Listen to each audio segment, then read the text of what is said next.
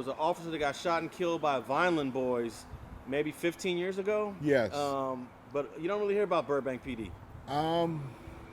There's a reason for that. I had actually asked a cop one time because they had gaffled up something that happened, and ball rights. Any other part of the city, any other city, it would have been all over the news. But they had a good 20 of us gaffled up, and they were telling us. I asked them, "Hey, why does this shit never come on the news?" Yeah, I'm a little curious, but back then I wanted everybody to know about the neighborhood. And they were saying they don't talk about they have a media blackout over here because of property value. If they know they have a gang problem, it brings down the property value.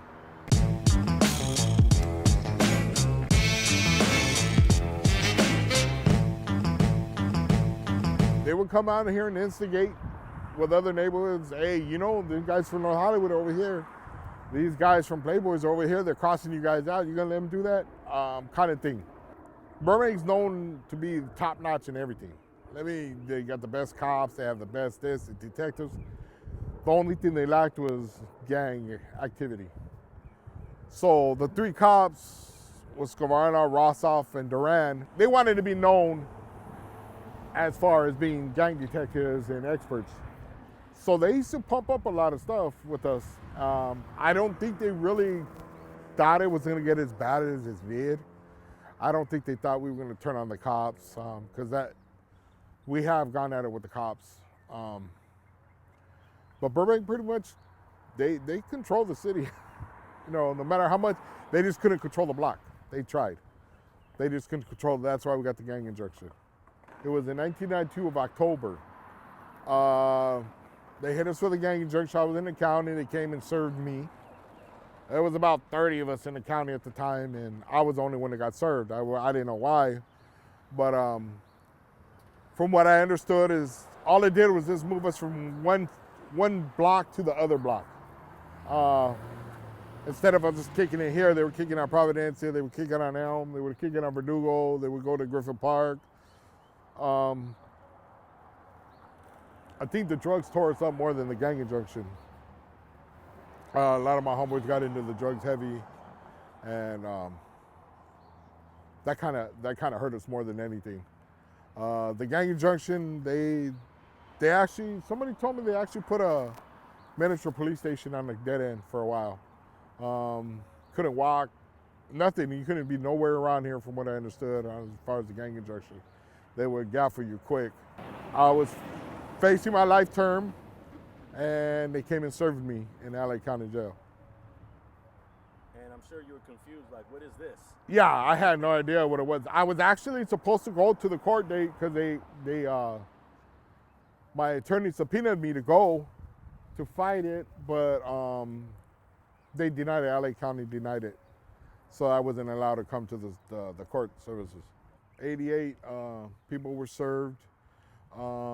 They would actually have warrants and tell them, we're not going to take you in today if you would just sign that you got this. And they didn't know what it was, so they're signing for it. ACLU came down, tried to help us with the Gang Injunction, but for whatever reason, they wanted a lot of money, and they weren't just gonna just come and help us. So they served 88 people total. I think it was like 129 people were actually on the Gang Injunction. There was quite a few people that were on that injunction that were not gang members, that didn't even barely hang out with us, but just knew people that knew us or had been stopped with us at one time or another.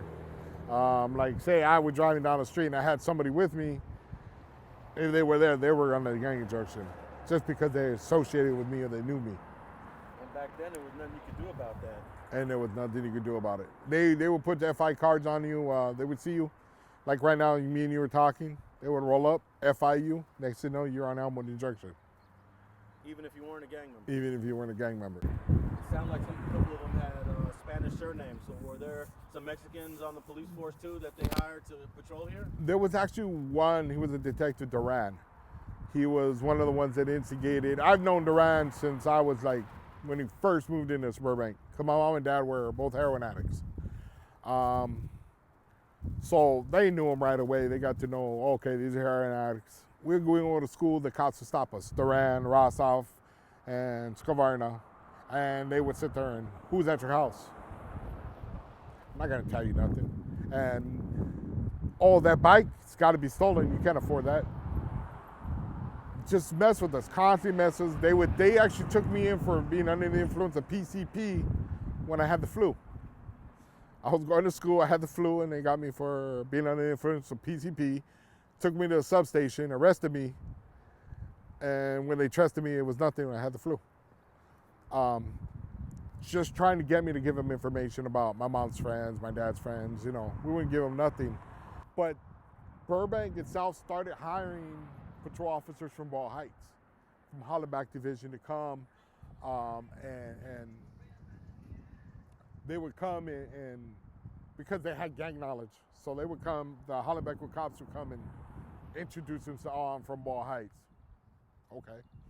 You know, it's just, yeah, they started to get a lot of Hispanic. What were the challenges of having parents that were... I know it sounds kind of funny and kind of dumb, but it meant a lot to me. I never had a pair of 501s until I was old enough to buy them myself. I never had a pair of Nikes until I was old enough to buy them myself. Yes, they gave us as essentials, but there was times, you know, it was rough. I learned when I was young how to bring people out of OD. I was around a lot of people that I should not met when I was a kid that are pretty well known. Heroin, brought a lot of people into my life that I really didn't want to know. It was rough. Both my parents died from it. They used their whole lives. It was always scrounging for the next fix. Back in the early 70s, my mom and dad were bringing 177 pounds of marijuana in the doors of a car, and they got cracked. So they landed both going to the feds, and they were both at TI, Terminal Island, for the feds for about 5 years. You know, all I remember is going to visit them at TI. I remember going into the visiting room where they have the right there on the beach. So, you know, got rocks and the gates. And I remember the clothes that they wore. But I don't think it was ever explained to us. It was just, we knew we were at my aunt's until it was time to go with my mom and dad. It actually taught me right from wrong. It actually taught me to take responsibility for the things that I've done, things that I did. I knew right from wrong when I was doing it. Just they had their issues, and I don't know what got them to that point. But, you know, it did affect us as kids, yeah, me and my brother. And did that ever have an impact on you recreationally experimenting with drugs too, so you kind of grew up with it? Yeah, I messed around with heroin for a little bit when I was busted, a little bit before when I got busted, just playing around with it. A lot of coke, crack, never weed. For whatever reason, I can never smoke weed. But I messed around with the hard drugs for a little bit. My brother, not so much. My brother was more level-headed. And we both knew that wasn't with the life we wanted. We seen what happens with it at the end of it.